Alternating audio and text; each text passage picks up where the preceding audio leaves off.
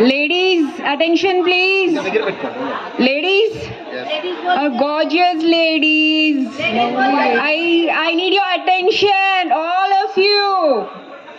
I am Sulakshna, resident of Aruna Enclave. We are so happy that this is the 5th year of Batkama celebrations. Every year, all ladies of our colony gather for this special occasion and make it even more special with their presence. And I hope by Ma Durga's blessings, we celebrate it every coming year as well. Right. Hey. Ladies, have sumptuous dinner and enjoy yourself with Batkama songs. Enjoy. Today is Engili Batkama. Today is Engili Batkama. Engili Pula Batkama. Engili Pula Batkama. Sorry. And the first prize goes to number 2. Going to distribute the prizes.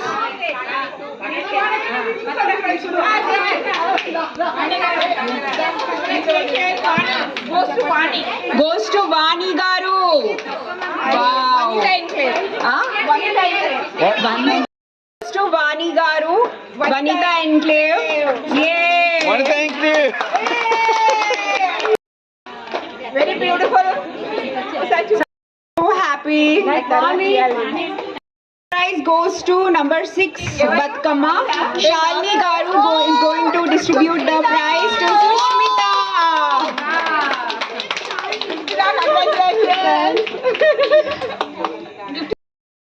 Good collection of flowers. Wow. And the third prize goes to Teja. SP Colony. Teja. Distributed by Vasundhara Garu. It's so colorful, so pretty.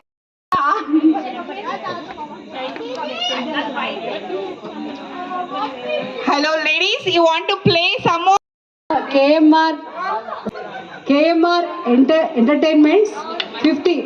Please subscribe and like, share. Hello. Yeah, ఇవన్నీ you can view on YouTube channel. మన సురేష్ గారి YouTube channel ఉంది. దాంట్లో Balaji photo ఉంటుంది. It is KMR Entertainments 5050. Please share, subscribe and like it. Hip hip hooray!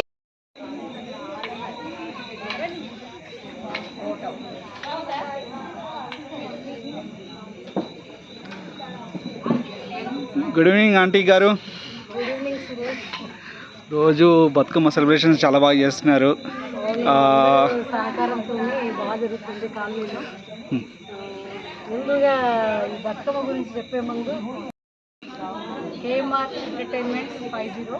Please subscribe and like and share. ఈ బతుకమ్మ ఎట్లా వచ్చింది మన సంస్కృతిలో అంటే, వెనకట ఒక రాజు రాణి వాళ్ళకి 7 అబ్బాయిలు ఒక అమ్మాయి ఉండేది. ఆ 7 అబ్బాయిలకి వాళ్ళు రాజు రాణి మంచిగా ఘనంగా పెళ్ళిళ్ళు జరిపారు. తర్వాత అమ్మాయి కూడా పెళ్లి ఘనంగా జరిపి పంపించారు అత్తగారింటికి. పంపించిన తర్వాత వాళ్ళ బాధ్యతలు తీరినాయని చెప్పేసి కాశీకి వెళ్ళారు. భార్యాభర్తలు ఇద్దరు కాశీకి వెళ్ళారు. కాశీకి వెళ్ళిన తర్వాత ఈ అమ్మాయిని దసరా పండుగకి తీసుకొచ్చారు వాళ్ళు, పుట్టింటి వాళ్ళు. అమ్మ నాన్న కాశీలో ఉన్నారు కదా అని చెప్పేసి వీళ్ళు అన్నలు తీసుకొస్తే దసరా పండుగ వచ్చింది. వస్తే ఈ అమ్మాయి వెళ్ళి నేను దసరా పండుగ బతుకమ్మ ఆడతాను అని చెప్పేసి వాళ్ళ పెద్దన్న ఇంటికి వెళ్ళి తలుపు కొట్టింది. కొట్టి వల్ల నాకు బతుకమ్మ ఆడాలని ఉంది, పుట్టింటికి వచ్చాను కదా, నాకు చీర అదంతా ఇవ్వండి, నగలు ఇవ్వండి అంటే, నేను పనిలో ఉన్నాను, నేను ఇవ్వను అని వాళ్ళ పెద్ద వదిన చెప్తుంది. మళ్ళీ రెండో వదిన దగ్గరికి వెళ్ళి, వదిన నేను బతుకమ్మ ఆడతాను, మీ నగలు చీర ఇవ్వండి అంటే, నేను చీర అవన్నీ ఇస్తే పాడైపోతాయి, అయినా ఇప్పుడు నేను పనిలో ఉన్నాను, ఇవ్వను అంటుంది. అట్లా మొత్తం 7 వదినలు అట్లాగే చెప్తారు. చివరికి 6 వదినలు చెప్తారు. చివరి వదిన దగ్గరికి వెళ్తుంది. వెళ్ళి చివరి వదినని అడుగుతుంది, వదిన ఎవ్వరు ఇవ్వట్లేదు, మరి మీరన్నా ఇవ్వండి అంటే, చీర నేను ఇస్తాను కానీ ఒక షరతు పైన ఇస్తాను, చీరకు పసుపు కానీ కుంకుమ కానీ ఏది అంటినా నేనైతే ఒప్పుకోను, నాకు నీ రక్తంతో బొట్టు కావాలి అని ఘోరంగా మాట్లాడుతున్నాను.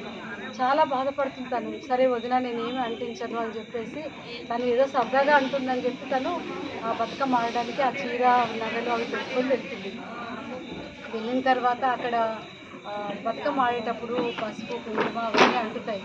అంటితే ఇంకా తను ఆ చీర ఇవ్వడానికి వెళ్ళినప్పుడు నేను అస్సలు ఒప్పుకోను, నీకు చెప్పిన మాట ప్రకారం నేను ఒప్పుకోను, నువ్వు నాకు మంచిగా ఇవ్వమంటే నువ్వు ఇట్లా అంతా పసుపు కుంకుమలు అన్నీ అంటించి ఇచ్చావు, నేను ఒప్పుకోను అంటుంది. ఒప్పుకోను అంటే ఇక అమ్మాయి బాగా ఏడుస్తుంది. వదిన అట్లా అనకండి, మీరు ఏదో పొరపాటున అంటుంది అంటే లేదు నేను ఒప్పుకోను అంటుంది. తర్వాత ఇంకా ఈ అమ్మాయి పక్కకు వెళ్ళిపోతుంది.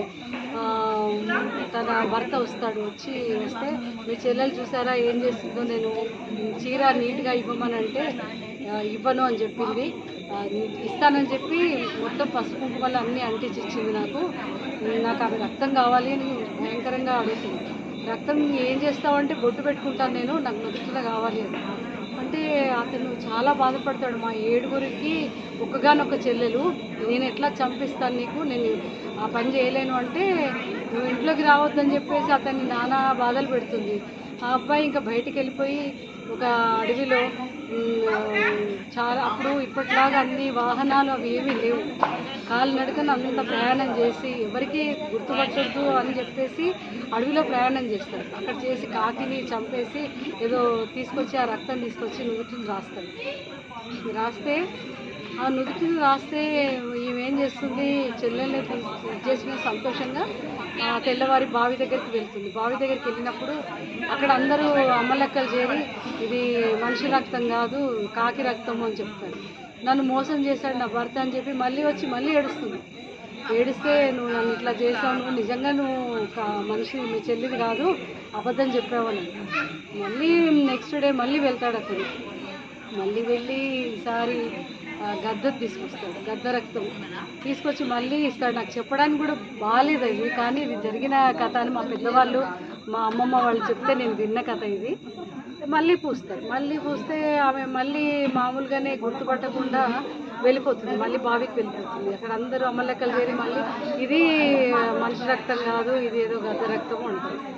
ఇంకా అప్పుడు అసలు మళ్ళీ ఇంటికి రాగానే మళ్ళీ గొడవ మొదలు.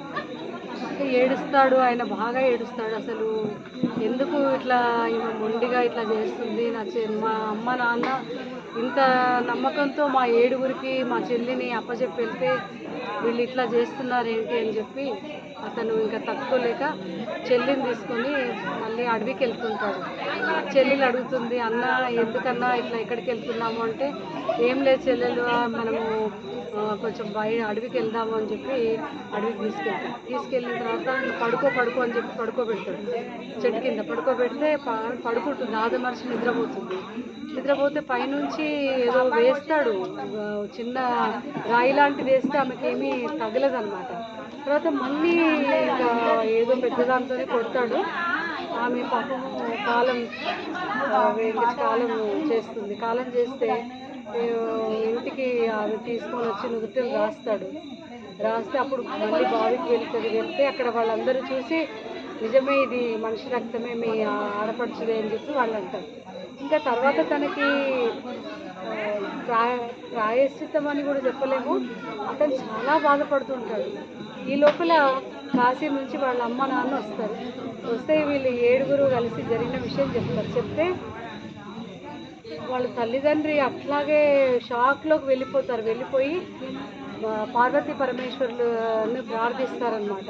ఏమని, ఇట్లా మేము మీ వరం వల్ల మేము పిల్లల్ని కన్నాము, తెలియక మా కోడలు ఏదో తెలివి తక్కువగా అహంకారంతో అడిగిన దాన్ని మీరు ఎట్లా దాన్ని అంటే శివుడి ఆజ్ఞ లేనిదే చీమైనా గుట్టదని అంటారు కదా, మీ ఆజ్ఞ లేనిదే మా కొడుకు అట్లా చంపాడా అని బాగా ఏడుస్తుంది శివుడిని తలుచుకొని.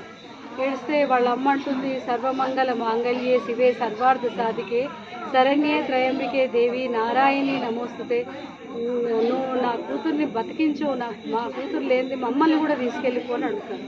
అంటే బాగా ఏడుస్తుంటారు. ఏడ్చి వాళ్ళు సొమ్మసిల్లిపోయే స్థితికి వస్తారనమాట. అప్పుడు వాళ్ళ బాధకి గోలా శంకరుడు ఆయన పార్వతీదేవి ఇద్దరు ప్రత్యక్షమై మీరు మీ కూతురు బతకాలంటే ఒక పని చేయొచ్చు, మీ దసరా పండుగ వస్తుంది కదా, తను ఆ కోరిక నెరవేరకుండానే మీ అమ్మాయి చనిపోయింది, మీరు ఇంటికి వెళ్ళి బతుకమ్మ ఆడి ఆ బతుకమ్మ పైన అక్షంతలు జల్లి అక్షంతలు అక్కడ పెట్టి పూజ చేసి అక్షంతలు తీసుకొచ్చి ఈ అమ్మాయి మీద వేయండి, వేస్తే ప్రాణాలతో వస్తుంది, లేస్తుంది అమ్మాయి అని చెప్తారు. చెప్తే వాళ్ళందరూ ఇంటికి వెళ్ళి ఇంకా అందరికీ జ్ఞానోదయం అయిపోతుంది, చేయరాని తప్పు చేశాము, మాకు ఇది జీవితంలో మమ్మల్ని ఎవరు క్షమించరు, ఇంత తప్పు చేశామని ఆ అన్నదమ్ముళ్ళు వదినలు అందరూ చాలా బాధపడి ఆ బతుకమ్మ అందరూ కలిసి ఆడతారు. ఆడిన తర్వాత అక్షంతలు తీసుకొచ్చి ఈ అమ్మాయికి వేస్తారు.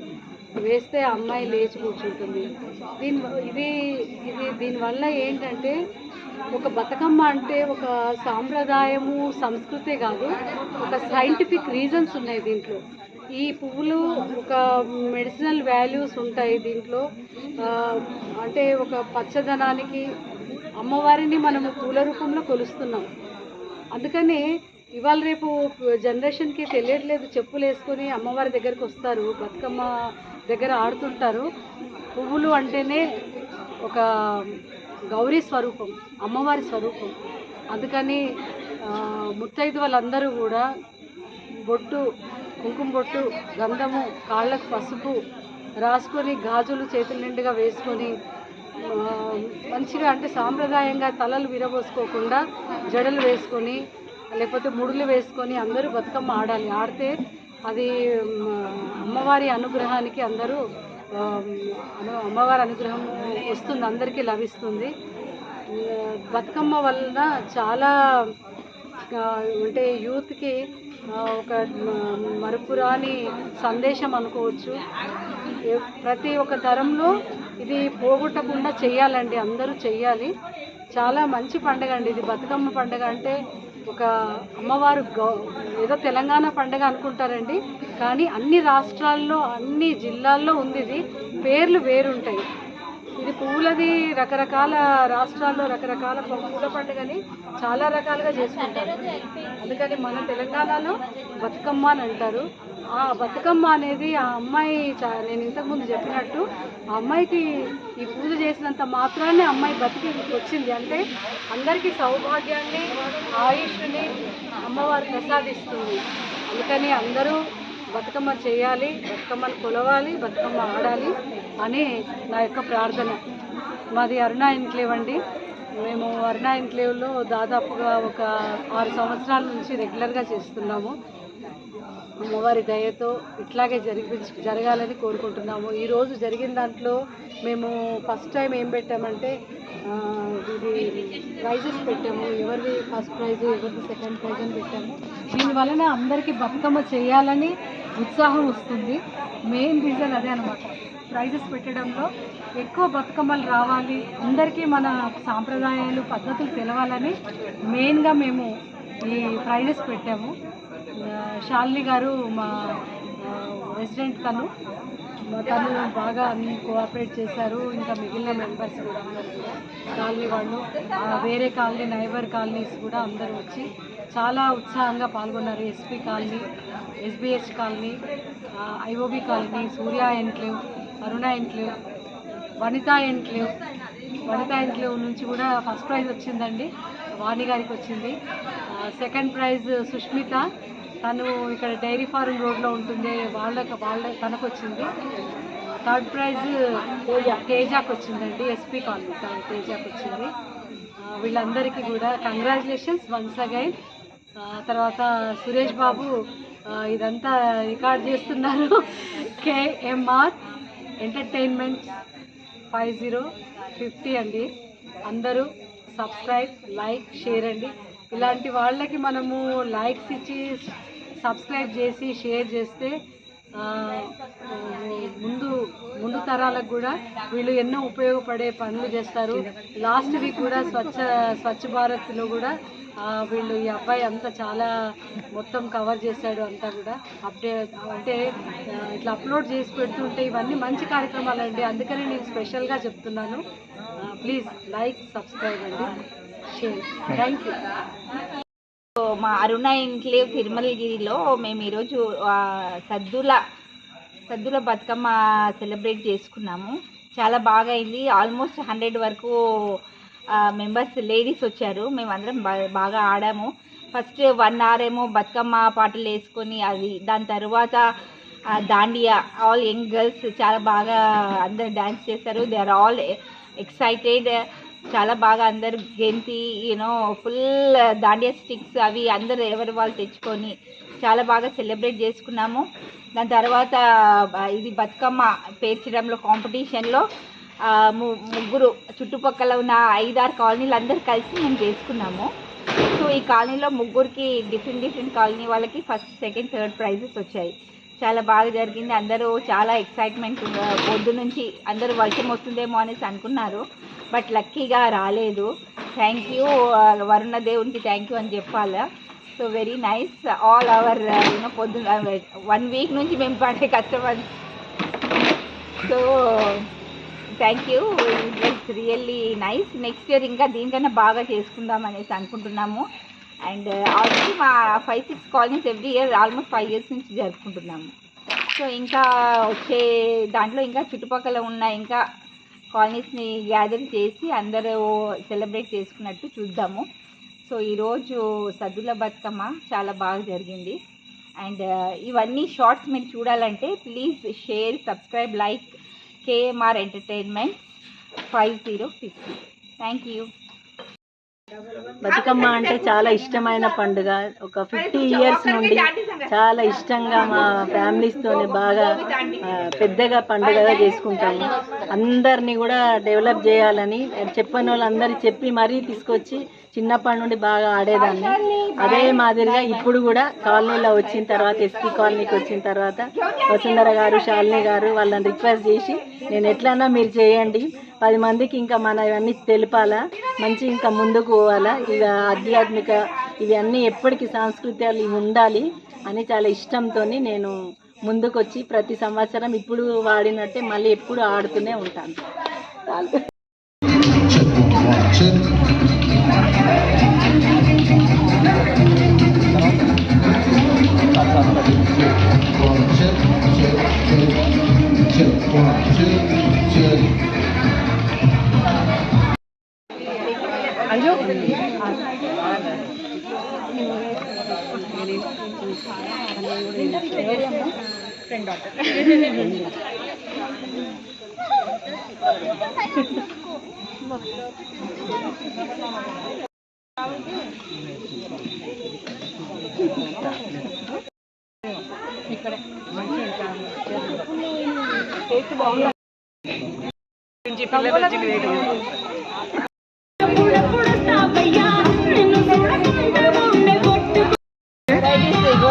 సమోసా, మిర్చి బజ్జీ తినేసాను. మరి నాకేది ప్లేట్ అన్నీ ఉన్నాయి. ఓకే.